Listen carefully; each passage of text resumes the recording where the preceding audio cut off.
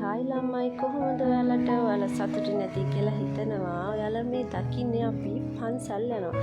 අපි පන්සල් යන්නේ අගෝස්තු 13 වෙනිදා හවස. ඉතින් පන්සල් යන්නේ ඇයි කියලා හිතනවා ඇති නේද?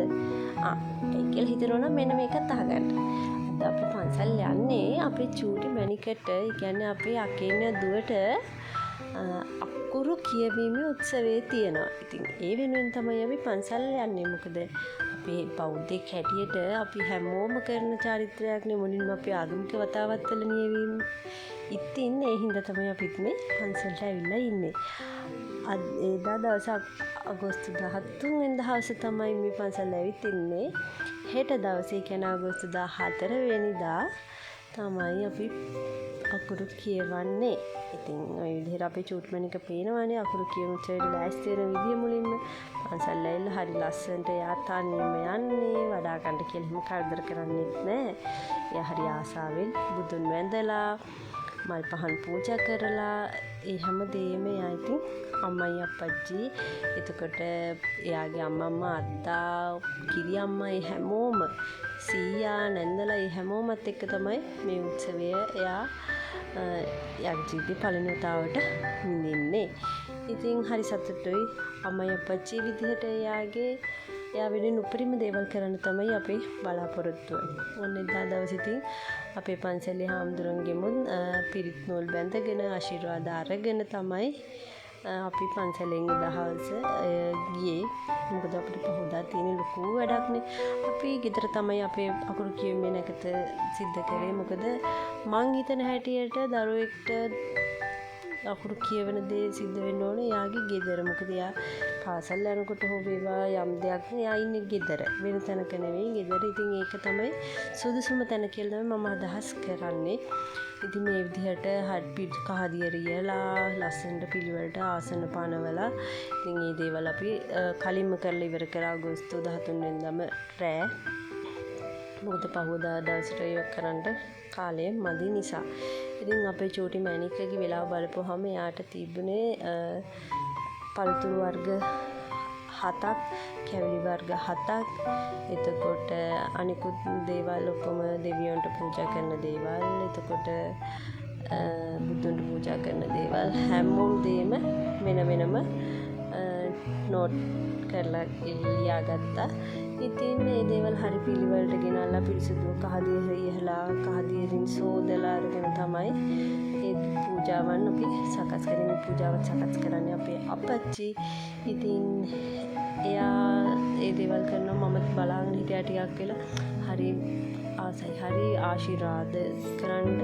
එයා වෙනුවෙන් මේ දේවල් කරන්නේ අපි කියන එක අපේ හිතට දැන මුලින්ම බුද්ධ පූජා කරලා ඊට පස්සේ අපි සරියත් හාමුදුරන්ටත් මුගලන් හාමුදුරන්ටත් ආනන්ද හාමුදුරන්ටත් පූජා කරලා ඒ ආශිර්වාදත් අරගෙන බුදුන් වැඳලා ඒ හැමදේම කරලා ඉවරලා අපි අන්තිමේටම ගන්ධර්වයන්ටත් පූජා කරා. ඉතින් සරස්වති මෑණියන්ටත් පූජා කරා. ඒත් එක්කම ඉතින් ඒ ඔක්කොම කරලා හරි පිළිවෙලට හැම දෙයක්ම වලට පේනවා විදිහටම හැමදේම හරිම පිළිවෙලටම අන්තිමේටම විදිහට පූජා කරලා එයාගේ අකුරු කියවන පොත් තියලා පූජා තියලා හැම දෙයක්ම හරිම පිළිවෙලට කරා කියලා මම හිතනවා. කියන්නේ මගේ හිතේ තිබ්බ ඒ අයිඩියා එක, ඒ ප්ලෑන් එක ඒ විදිහටම මම සක්සස් කරා. මගේ දරුවා වෙනුවෙන්, අපේ දරුවා වෙනුවෙන් මේ දේවල් කරා කියලා හරිම සතුටුයි. ඉතින් මං හිතනවා ඒක හැම දෙමාපියෙක්ටම ඒ දේ අන්තිමේටම දකින්නකොට ඉවර වෙනකොට දැනෙන සතුට කියලා නිම කරන්න බෑ. පේනවනේ අපේ චූටියා අකුරු ලියනවා. එයාට අකුරු ලියන්න කියලා දුන්නාට පස්සේ එයා ලස්සනට තනියෙන් ලියනවා. ඉතින් වැලි පීල්ලේ අකුරු ලියනවා. ඒ ඉතින් අපේ චාරිත්‍රනේ. අපි හැම චාරිත්‍රයක්ම ඒ දේවල් එයා වෙනුවෙන් ඉෂ්ට කරා.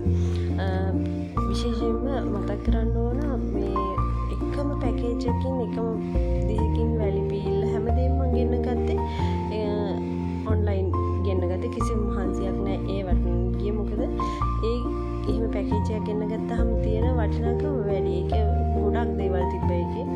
ඉතින් ඒ දේවලුත් එහෙම ගෙන්නගෙන කරා. මේ ඉතින් යාට තෑගි හම්බුන වෙලාව ඉතින් එයාට තෑගිත් දුන්න කට්ටියම එයාගේ සීයා යාට ඩෙසෙකුයි පුටකුයි හදලා දුන්නා. සීයා කියන්නේ එයාගේ අප්පච්චිගේ තාත්තා. ඒ කියන්නේ මගේ මහත්තයාගේ තාත්තා තමයි ඩෙසෙකුයි පුටකුයි හදලා දුන්නේ. එතකොට එහා පැත්තෙන් පේන කබඩ් එකේ යාගේ අම්මයි අත්තේ කියන්නේ මගේ අම්මයි අප්පච්චි තමයි අරන් දුන්නේ. ඊට පස්සේ යාගේ නැන්දලා වයිට් බෝඩ් එකයි ඒ ටික අරන් දුන්නා යාට. එයාගේ චූටි මාමයාට පොත් පාර්සල් එකක් දුන්නා. ඉතින් චූටි පැටියා වෙනුවෙන් අපි හැමෝම එකතු වෙලා මේ දේවල් කරලා ඒ දැනෙන සතුට කියලා නිම කරන්න බෑ, වචන වලට පෙරලන්න බැරි තරම් සතුටුයි. එයාට අපි ආශිර්වාද හැම වචනයක් ගානෙම එයා වෙනුවෙන් තමයි මේ ආශිර්වාදය කියලා අපිට දැනනකොට ඊටත් වඩා සතුටුයි. මොකද එයා තමයි අපේ ලෝකේ, අපේ වස්තුව, අපේ මැනික. ඉතින් එයාගේ අනාගතය සාර්ථක වෙනවා දකින්න තමයි මාත් එතකොට එයාගේ අප්පච්චි හැමතිස්සෙම ප්‍රාර්ථනා කරන්නේ මගේ දෝනිට, අපේ දෝනිට හැමදේම සර්ව ප්‍රකාරයෙන්ම සාර්ථක වේවා කියලා. අනාගතයේ ඉදිරි දිනෙන් දින බබලවන්නට ලැබේවා කියලා අපි ප්‍රාර්ථනා කරනවා. ඉතින් ওই විදිහට එයා එදා දවසේ ලස්සනට වැඩි කරගත්තා. ඉතින් හරිම සතුටුයි. එයාගේ අම්මා, අත්තා, සීයා, කිරි අම්මා, නැන්ද, මාමා, එතකොට අක්කී, අයියා, චූටි මාමා, එතකොට එයාගේ බාප්පා, ඒ හැම දෙනාම එකතු වෙලා කරා ඒ දේ සතුටුයි, මාරම සතුටුයි. ඒ හැමෝටම ස්තුතියි. ඉතින් අපි වෙනුවෙන් ඇවිල්ලා ඒ දේවල් කරලා දුන්නට හරිම සතුටුයි. ඔය පේන විදිහටම මගේ හිතේ තිබ්බ අයිඩියා එක මට ඒ විදිහටම සක්සස් කරලා දුන්නට මගේ මහත්තයාට ගොඩාක් ස්තුතියි. එයා තමයි අපි දෙන්න වෙනුවෙන් හැමදේම ඉතින් හරි ගස්සලා දෙන්නේ අපිට. ඉතින් කියන්න ඕන දරුවා වෙනුවෙන්, දරුවෙක් වෙනුවෙන් හැම දෙමව්පියෙක්ටම මේ වගේ බලාපොරොත්තු ප්‍රාර්ථනාවක් නැති හැම දෙමව්පියෙක්ටම මේව ඉෂ්ට කරගන්න ශක්තිය, ධෛර්යය ලැබෙන්න කියලා මම ඉතින් ප්‍රාර්ථනා කරනවා. ඉතින් අපි ඉවර වෙලා චූටි තේපෙන් සංග්‍රහයකුත් තිබ්බා.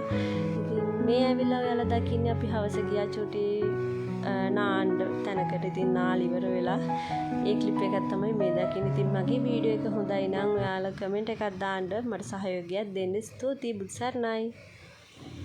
සුබ දවසක් වේවා කියලා හැමෝටම ප්‍රාර්ථනා කරනවා.